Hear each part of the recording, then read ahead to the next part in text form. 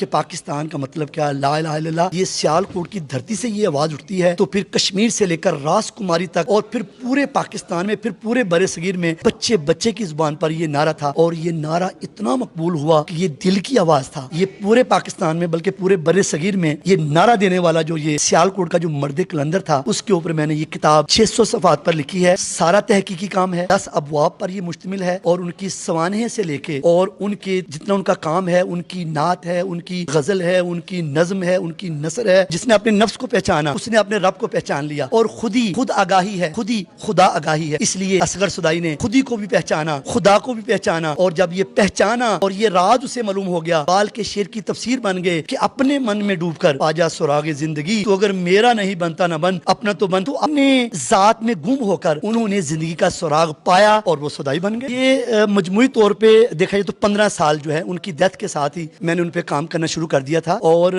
آپ حیران ہوں گے کہ آپ کو ہر صفحے پہ آپ کو ایک نئی چیز نظر آئے گی۔ میں نے ایک لائن کے لیے، ایک لفظ کے لیے اس پہ جو ہے وہ محنت کی ہے، اور ہر باب کے اینڈ پہ حوالے سارے دیے ہیں۔ السلام علیکم ناظرین، سیالکوٹ پلس کے ساتھ میں ہوں عبدالرحمان رمضان۔ ناظرین، آج ہمارے ساتھ موجود ہیں اشفاق نیاز صاحب، جنہوں نے اصغر صدائی صاحب کے نام پر ایک کتاب لکھی ہے۔ اصغر صدائی صاحب ایک پاکستان کے قومی ہیرو ہیں، جنہوں نے پاکستان کا مطلب کہ لا الہ الا اللہ اس نعرے کے بانی بھی تھے، اور اس کے بعد وہ نعرہ پورے برِ صغیر میں پھیلا، اور یہی نعرہ پاکستان کے وجود کا سبب بھی بنا۔ تو آج ہمارے ساتھ اشفاق نیاز صاحب موجود ہیں، تو ہم ان سے مزید اس کتاب کے بارے میں بھی تفصیلات جانیں گے، اور اصغر صدائی صاحب کے تعارف کے بارے میں بھی جانیں گے۔ تو جی السلام علیکم۔ جی وعلیکم السلام۔ سر کیسے ہیں آپ؟ جی الحمدللہ ٹھیک ٹھاک۔ تو سر بتائیں کہ ہمیں سب سے پہلے اصغر صدائی صاحب کا لوگوں کو تعارف ہی نہیں ہے، خصوصاً سیالکوٹ کے لوگوں کو بھی اصغر صدائی صاحب کا تعارف نہیں ہے، تو آپ بتائیں کہ اصغر صدائی صاحب کو آپ کس الفاظ میں ان کا تعارف بیان کرنا چاہیں گے؟ میں سمجھتا ہوں کہ یہ دیکھیں، یہ قدرت کی دین ہے کہ اللہ تعالیٰ جس گھر میں مرضی کسی شخصیت کو پیدا کر دے، اور اصغر صدائی بھی ان شخصیتوں میں سے ایک ہیں۔ اور بیسیکلی ان کے جو آباء و اجداد ہیں وہ کہہ لیں کہ ان کے جو بزرگ ہیں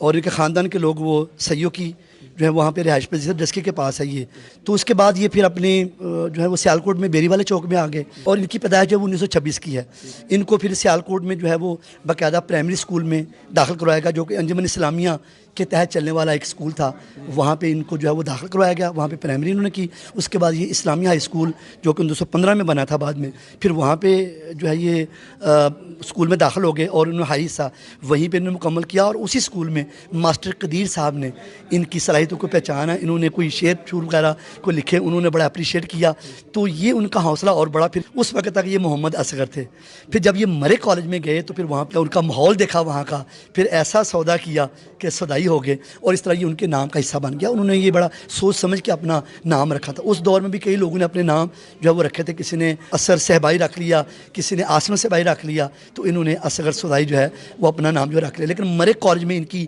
صلاحیتیں نکھریں، اور وہیں سے پھر جب 3rd ایئر کے طالب علم تھے تو اس وقت تحریک پاکستان جو ہے وہ زوروں پہ تھی، جب انہوں نے قوم کو یہ نعرہ دیا تھا پاکستان کا مطلب کیا، لا الہ الا اللہ، اور یہ نعرہ اتنا مقبول ہوا کہ یہ دل کی آواز تھا۔ میں سمجھتا ہوں کہ انہوں نے جب یہ کہا کہ پاکستان کا مطلب کیا، لا الہ الا اللہ، تو یہ انہوں نے یہی کیوں کہا کہ اس کا مطلب لا الہ الا اللہ پاکستان کا کوئی اور کیوں نہیں ہے؟ اس لیے کہ جو لفظ عدد ہے، کلمے کے جتنے عدد ہیں اتنے ہی عدد جو ہیں وہ پاکستان کے ہیں، اس لیے جو پاکستان کا لفظ ہے اس کا عدد جو بنائیں تو اس کا کلمہ طیبہ بنتا ہے، اور کلمہ طیبہ کی عدد گنیں تو پاکستان بنتا ہے، اس لیے کلمے کو زوال نہیں ہے۔ اسی لیے قدرت نے بھی یہ ان کے سر یہ سیرا باندھ دیا کہ ان کے دل سے یہ آواز نکلی، پاکستان کا مطلب کیا، لا الہ الا اللہ، اور کلمے کو الحمدللہ زوال نہیں ہے، پاکستان کو بھی کبھی زوال نہیں ہے۔ سر یہ بتائیں ہمیں کہ جب انہوں نے ترانہ لگایا پاکستان کا مطلب کیا، لا الہ الا اللہ، وہ کس جگہ پہ لگا اور وہ کس طرح پورے برصغیر میں پھیل چکا؟ یہ جب وہ گورنمنٹ مرے کالج کے طالب علم تھے، انہوں نے اپنے انٹرویوز میں بھی یہ بتایا تھا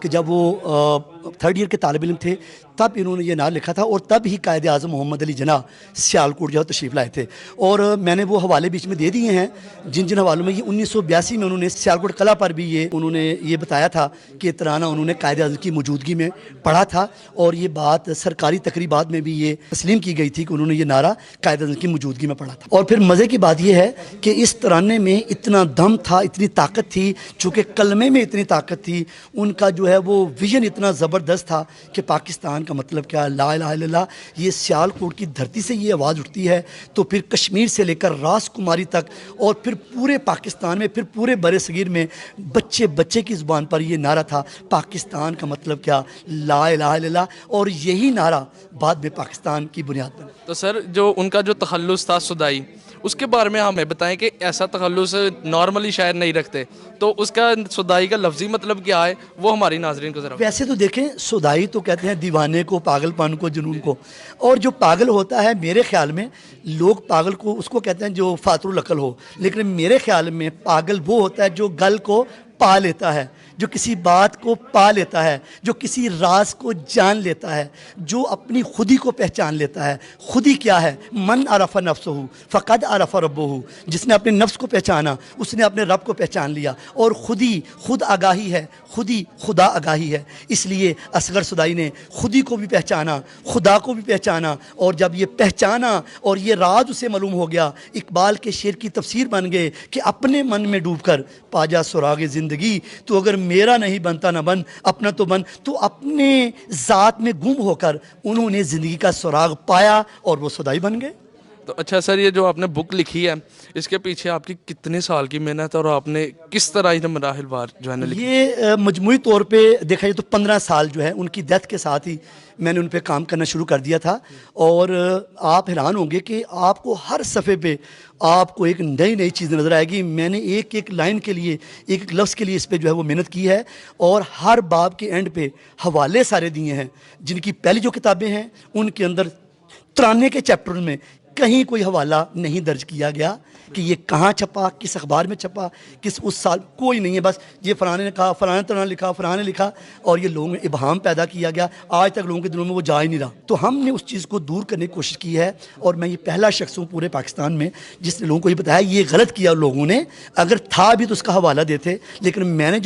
جو حوالے دیے وہ مضبوط ہیں، اور سب سے مضبوط حوالہ جو اینڈ پہ جو میں دیا وہ قدرت اللہ شہاب کا ہے، جس کو کسی بھی اخبار نے، جریدے نے یا رسالے نے، کسی کتاب نے انہیں نہیں لکھا کہ کہیں ہمارا جھوٹ کا پول نہ کھل جائے۔ اور قدرت اللہ شہاب نے شہاب نامہ میں یہ لکھا ہے کہ یہ نعرہ اصغر صدائی کا ضرب المثل کی شکل اختیار کر چکا ہے تحریک پاکستان کے دوران۔ تو سر یہ جو آپ نے کتاب لکھی ہے، اگر کوئی ناظرین ہمارے ناظرین میں سے کوئی پرچیز کرنا چاہے تو یہ کہاں سے مل سکتی ہے؟ آپ کو جو ہے وہ براہ راست میرا جو نمبر ہے اس پہ بھی آپ رابطہ کر سکتے ہیں۔ تو یہ سیالکوٹ میں لائی بازار میں جو بکس کے ہیں دکانیں ہیں، بلکہ ان کے ہم دے دیں گے انشاءاللہ، ان کو وہاں پہ انشاءاللہ اویلیبل ہوں گی۔ اگر میرا تو سر اس کے بارے میں آپ مزید کچھ آپ پبلک کے لیے اپنی کتاب کے حوالے سے کوئی پیغام دینا چاہیں؟ ہاں، یہ پیغام ہے کہ آپ جب کتاب پڑھیں گے تو آپ صحیح معنوں میں اصغر صدائی کو پہچانیں گے، چونکہ آج تک ان کے متعلق کوئی کتاب تھی ہی نہیں۔ کوئی جب نیٹ پہ دیکھے تو 1 صفحہ ملتا ہے، کہیں اور دیکھے تو 1.5 صفحہ ملتا ہے، اور یونیورسٹیز والے بھی کہتے ہیں ان کے متعلق اتنا کچھ نہیں ہے۔ لیکن اس دور میں جہاں اندھیرا تھا وہاں